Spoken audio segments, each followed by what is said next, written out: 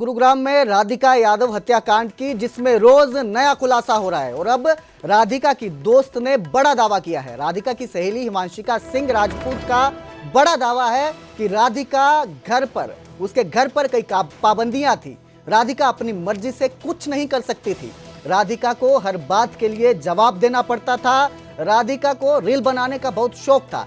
ये उसकी सहेली हिमांशिका का दावा है कि उसके घर पर उस पर बहुत सारी पाबंदियां लागू की गई थी। हर चीज के लिए उसे जवाब देना पड़ता था। राधिका को लेकर हिमांशिका ने बड़े दावे किए। राधिका को अपने ही घर में कैद की जिंदगी जीनी पड़ रही थी। राधिका का खुद पर ही कोई कंट्रोल नहीं था। किससे बात करनी है वो भी पेरेंट्स को बताना पड़ता था। राधिका को उसके पापा बहुत कंट्रोल करते थे। राधिका को तस्वीरें खिंचवाना, वीडियो बनाना बहुत पसंद था। राधिका की आज़ादी धीरे धीरे खत्म हो गई थी। राधिका अपने घर में घुटन भरी जिंदगी जी रही थी। ये दावा है राधिका की सहेली का, हिमांशिका का। ये दावा है कि राधिका की जिंदगी जो थी वो घुट घुट कर चल रही थी। उसके परिवार वाले उसे कंट्रोल कर रहे थे। सोसाइटी के डर और झूठी इज्जत के नाम पर उस पर जुल्म हुआ। लेकिन एक दावा उनके पिता की तरफ से किया गया कि कत्ल क्यों किया गया, इसलिए किया गया राधिका का क्योंकि उन्हें ताने दिए जाते थे वो बेटी की कमाई खाते हैं। लेकिन अब ये जो नया एंगल सामने आया है इसने और सवाल खड़े कर दिए हैं। इस खबर पर ज्यादा जानकारी के लिए मेरे सहयोगी धर्मवीर शर्मा मेरे साथ जुड़े हैं।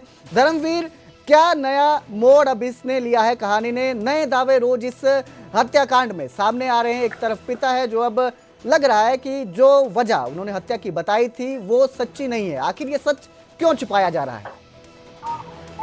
बिल्कुल, देखिए, जो राधिका की हत्या हुई थी तो उसके पिता ने अपने आप में ये कबूलनामा किया था कि उसने सिर्फ अपनी बेटी की हत्या इसलिए की है क्योंकि उसे लोग ताने मार रहे थे कि वो बेटी कमाई करता है।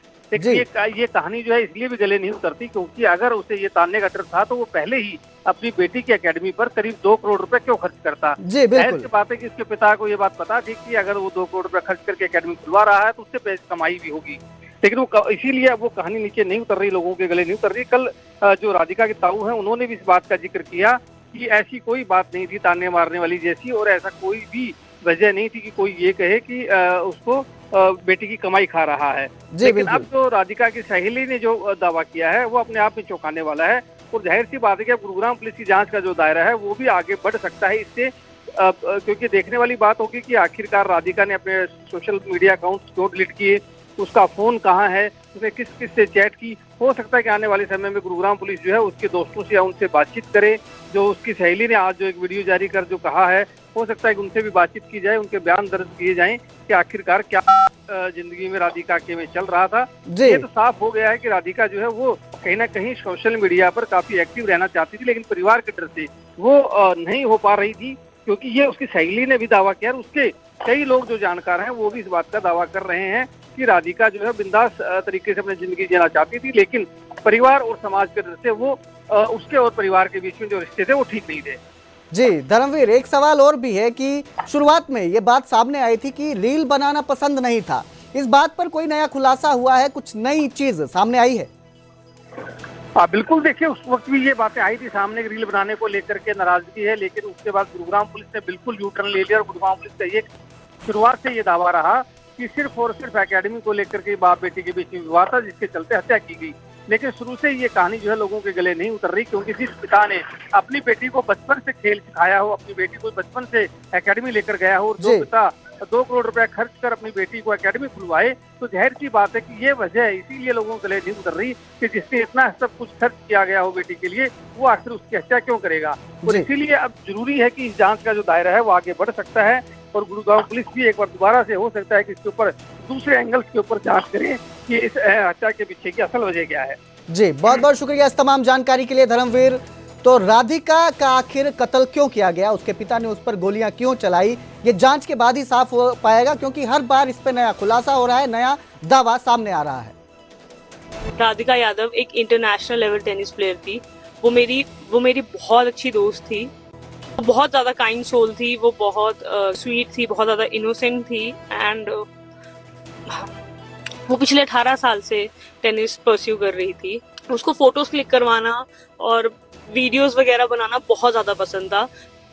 वो जो एक कमर्शियल वीडियो उसकी चल रही है वो एक बस नॉर्मल म्यूजिक वीडियो थी जो उसने आई गेस 1-1.5 साल पहले शूट करी थी एंड उसके खुद के फादर ने उसे ड्रॉप करा था। उसके अलावा भी उसके काफी ज्यादा शूट्स थे एंड फिर धीरे धीरे करके वो सब चीजें बंद हो गई बिकॉज उसके पेरेंट्स बहुत ज्यादा बहुत ज्यादा ऐसे थे कि लोग क्या कहेंगे, उनके पास हमेशा से ही सोसाइटल प्रेशर बहुत ज्यादा था और वो हमेशा से ही ऑर्थोडॉक्स थे। मतलब वो रोका टोकी हर चीज में रहती थी। मतलब मैं और राधिका हमने I think we started playing in back 2012 या 13 में हम साथ में ट्रैवल भी करते थे, हमने आपस में भी बहुत सारे मैचेस खेले हैं। तो मतलब मैंने उसे देखा नहीं है कि किसी से ज्यादा बात करते हुए, हमेशा देखा है कि वो अपने पेरेंट्स के साथ ही रहती है। एंड लव जिहाद के बारे में बात हो रही है, आपके पास किसी के पास कुछ प्रूफ क्यों नहीं है?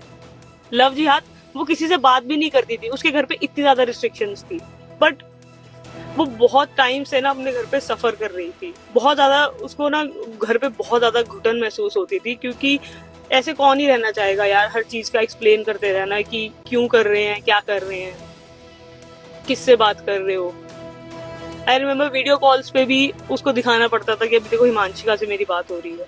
मैं उसके घर पे भी विजिट करती थी तो उसकी एकेडमी उसके घर से हार्डली 50 मीटर्स दूर थी, बट फिर भी उसको घर पे आने का एक टाइम था। तो उधर छांगुर बाबा पर फरीदाबाद की लड़की ने बड़ा दावा किया है। यूपी में धर्मांतरण के मास्टरमाइंड पर बड़ा खुलासा किया है। आमिर हुसैन नामक युवक ने उसे प्रेम जाल में फंसाया। लड़की ने यह दावा किया है और कहा कि आमिर हुसैन ने उसे दिल्ली में छांगुर बाबा से मिलवाया, उससे नमाज अदा कराई गई और धर्मांतरण के लिए बोला गया।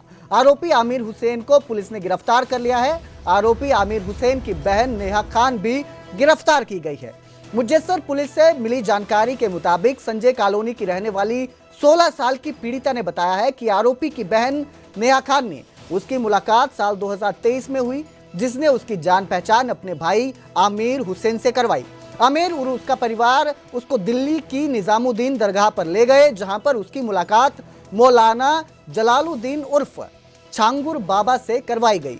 छांगुर बाबा वही है जो यूपी के मास्टरमाइंड माने जा रहे हैं। धर्मांतरण के नाम पर उनसे उनकी मुलाकात करवाई गई और धर्म बदलकर शादी करवाने के लिए कहा गया। इस खबर पर ज्यादा जानकारी के लिए मेरे सहयोगी अनिल राठी मेरे साथ जुड़े हैं। अनिल, क्या ये पूरा मामला है और जो ये आरोप लगाए जा रहे हैं इसको लेकर क्या अपडेट, क्या जानकारी?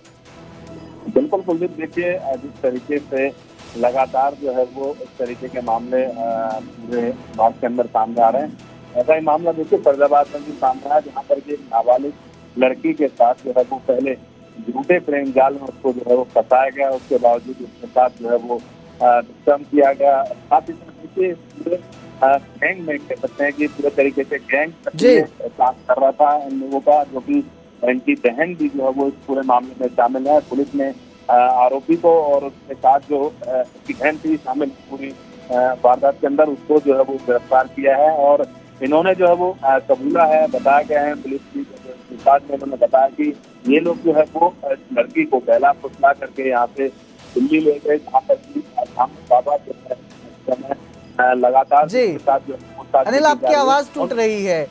अनिल जी बहुत बहुत